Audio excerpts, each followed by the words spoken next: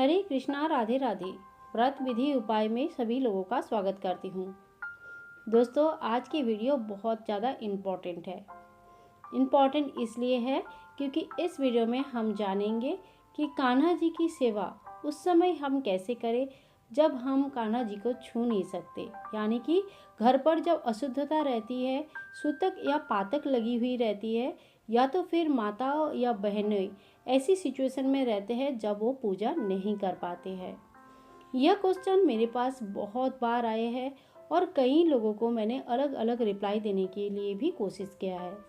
तो चलिए आज इस वीडियो में हम जानते हैं कि हम किस तरह से ऐसी सिचुएशन में कान्हा जी की सेवा करें।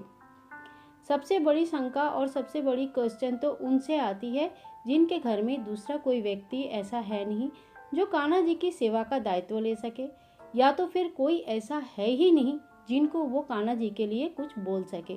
ना तो अड़ोस पड़ोस में कोई होता है, ना घर पर कोई होते हैं। इस अवस्था में कान्हा जी की सेवा कैसे किया जाएगा? तो दोस्तों, सबसे पहले एक बात अपने दिल में समझ लीजिए, थाम लीजिए। इस बात को समझ लीजिए कि कान्हा जी जो है, कान्हा जी की जो सेवा है, वो सेवा आपके मन से होता है, आपके दिल से होता है। तो आपके मन से जो सेवा होती है वही सेवा वो ग्रहण करते हैं। एक बात खुद ही सोच लीजिए, आप बहुत ही कान्हा जी की एक विग्रह ला गए, अब आपको मन नहीं कर रहा है, फिर भी आप उनको भोग चढ़ा रहे हो। और दूसरा एक बंदा ऐसा है जो बहुत अच्छा कुछ बना नहीं पा रहे, भोग के लिए बहुत सामान नहीं है, पर बड़े दिल से जो है वही चढ़ा रहे, तो कान्हा जी किसकी भोग ग्रहण करेंगे? हाँ, तो यही जवाब आज हम आपको समझाना चाह रहे हैं। कान्हा जी उनके भोग ग्रहण करेंगे जो दिल से काम कर रहा है। इसी तरह से जब आपका सिचुएशन ऐसा हो जब आप कान्हा जी को नहीं छू सकते, तो मैं आप सभी लोगों को यही सजेस्ट करूंगी कि भले ही वो बच्चे के रूप में है, भले ही उनकी नित्य सेवा होती है, सब पता है, सब चीज़ें होती है, पर वो भगवान है, इस बात को इग्नोर मत कीजिए। वो भगवान है और शरीर जब अशुद्ध रहते हैं तब भगवान को नहीं स्पर्श किया जाता है। ये हमारे शास्त्र के नियम अनुसार है। अब इसमें तर्क वितर्क में जाएंगे तो कोई बोलते हैं क्यों नहीं कर सकते, कोई बोलते हैं क्यों कर सकते हैं। ठीक है, तो इस तर्क में नहीं जाके हम इस बात पे आते हैं कि हम क्या करें फिर, क्योंकि हमारा मन ये भी नहीं मानते हैं कि हम उस अवस्था में कान्हा जी को छुएं, और ये भी नहीं मानते हैं कि कान्हा जी बिना सेवा का बैठे रहे। ऐसे में आप जैसे ही आपको पता चल जाता है कि अब जो है अगले 4-5 दिन तक, 6-7 दिन तक, या सूतक पातक लगने से जितने दिन का भी आपके घर में सूतक या पातक लगता है उतने दिन तक आप कान्हा जी की सेवा नहीं कर सकते। उस समय सबसे पहले कान्हा जी के लिए बहुत सारा ड्राई फ्रूट्स और उनके जैसे लड्डू वगैरह जो कि 10-12 दिन तक खराब नहीं होती है, ऐसे डब्बों में भर के कान्हा जी के आसपास रख दीजिए। कान्हा जी के दृष्टि भोग के लिए उनके आसपास हमेशा कुछ ना कुछ होना चाहिए। गौ माता रखे सामने, गौ माता को जरूरी रखना चाहिए। गौ माता रखने का कई सारे फायदे और कई सारे इतने इतने पवित्र होते हैं गौ माता, जो गौ माता घर में रहते ही घर की जो काया पलट हो जाती है, ऐसा आप मान सकते हो। जिस घर में गौ माता पूजित होते हैं, गौ माता रहते हैं ना, उस घर में कान्हा जी तो बिना किसी चीज़ की खुशी रहते हैं, ऐसी मान्यता है।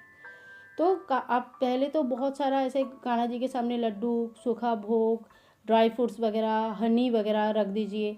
एक बॉटल में पानी भर के गंगा जल मिला के कांच की बॉटल में रख दीजिए। तो इससे क्या होगा, कान्हा जी का भोग का बंदोबस्त हो जाता है। अब कान्हा जी को आप छू नहीं सकते, इसीलिए कान्हा जी के सामने बहुत लोग क्या करते हैं कि अष्ट सखी रख देते हैं। मान्यता अनुसार कान्हा जी की सेवा का दायित्व अष्ट सखी लेते हैं, और इस समय कान्हा जी का जो भी सेवा पूजा रहता है वो अष्ट सखी करते हैं। ये सभी हमारा मन का भाव है। इस सब चीज़ों में अगर हम तर्क वितर्क में जाएंगे तो फिर तर्क में भी तो ये भी आता है कि कान्हा जी का तो अल्टीमेटली एक मूर्ति है, उसका सेवा हम करें या ना करें क्या फ़र्क पड़ता है। तर्क वाले तो इतना भी बोल देंगे। इसीलिए जहाँ मन की भाव काम करता है वहाँ तर्क नहीं काम करता है।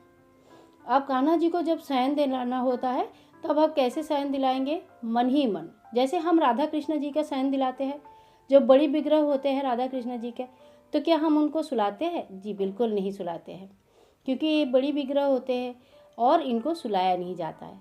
तो हम इनको कैसे शयन दिलाते हैं? हाथ जोड़ करके इनके सामने हम प्रार्थना करते हैं कि हे कान्हा जी, हे राधा रानी, आप जो है समय हो गया है, आप कृपया थोड़ा विश्राम कर लीजिए, और पर्दा कर देते हैं।